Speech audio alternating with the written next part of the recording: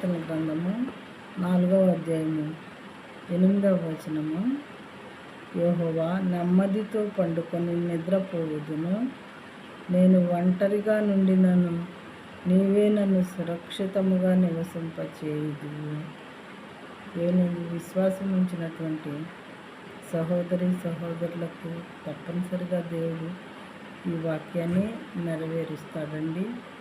అయితే కొంతమంది సహోదరులు లేదా కొంతమంది సహోదరులు, మరి కొంతమంది బిడ్డలైన వారు కొన్ని దురదృష్టకరమైనటువంటి పరిస్థితుల వల్ల ఒంటరిగా మిగిలిపోవాల్సిన పరిస్థితులు ఉంటాయి.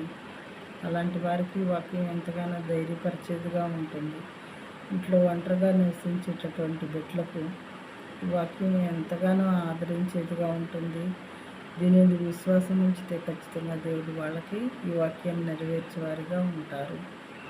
అయితే పోట్లాడుకొని తన్నుకొని విడిపోయిన వాళ్ళు కాకుండా మరి దురదృష్టకరమైన పరిస్థితులు జరిగి ఒంటరిగా ఉన్నటువంటి బిడ్డలకు, దేవుని విశ్వాసం ఉంచుకునే బిడ్డలకు ఖచ్చితంగా ఈ వాక్యం నెరవేర్చబడుతుంది. ఇది కీర్తన 4:8 ఉంది. యెహోవా, నెమ్మదితో పండుకొని నిద్రపోవుదును. నేను ఒంటరిగా ఉండినను నీవే నన్ను సురక్షితముగా నివసింపచేయుదువు అన్న దేవదూతల్ని మనకి కావలిగా ఉంచుతారంట దేవుడు.